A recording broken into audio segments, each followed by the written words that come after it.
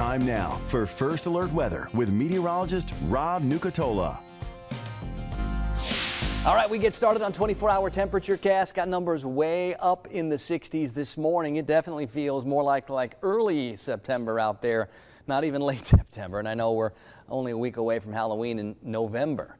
Top temperatures will likely make the mid-80s. We've been doing that for the past couple of days. No reason to believe we're not going to do it again. And I think we're going to have a very similar night tonight to what we've had the past couple of nights. And that does mean those temperatures that stay way up there in the 60s.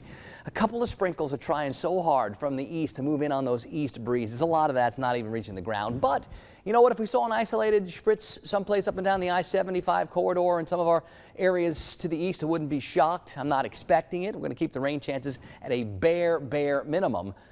But it's a little bit better than 0%, right? Something.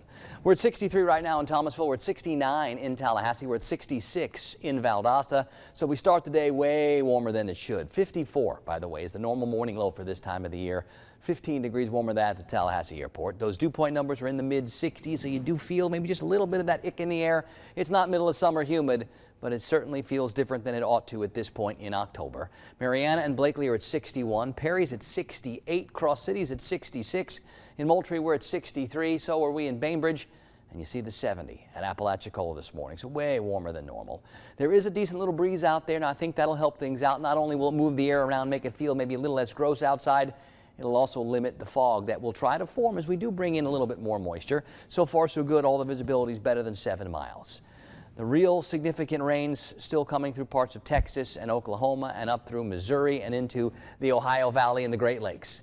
That's where it's all going to stay, circulating around that big bubble of high pressure that's been sort of parked off the Carolina coast, and it may even slide a little bit back towards the west over the next couple of days. As long as that is our big weather player, and it will be, I don't expect to see anything change in this forecast. We keep it dry. We keep it more sunny than cloudy. But I do think we'll have a few clouds that sort of come on in those east breezes at times. And then we'll be watching to see what this boundary can do, or at least what that next air mass can do. Because I think by early next week, it does start pushing east. That bubble of high pressure finally starts to break down, and we start to look for changes. But that's not until next week. So for our Friday, for our Saturday, for our Sunday, all very similar to what I expect today, and that's still a lot of the warm. Now, as far as the tropics go, this is what's left of Tammy. All of a sudden, we're not calling it a hurricane anymore. We're calling it a post-tropical system. This just got that upgrade, and it's getting harder and harder to see what's going on with it. Now, we can still sort of see a little bit of a circulation, and that whole batch of rain is sliding back towards Bermuda, and that's where it's going to sort of linger for a couple of days. It's not going to make a lot of progress farther back to the west because of that same wall of high pressure that's keeping things dry around here. So, yeah, we'll keep our eyes on it. Nah, no tropical stuff to worry about, not in our forecast. On the Gulf today, a little bit breezy. Winds out of the east like 8 to 18 and seas 2 to 4 feet. We'll put a light to moderate chop in the protected waters.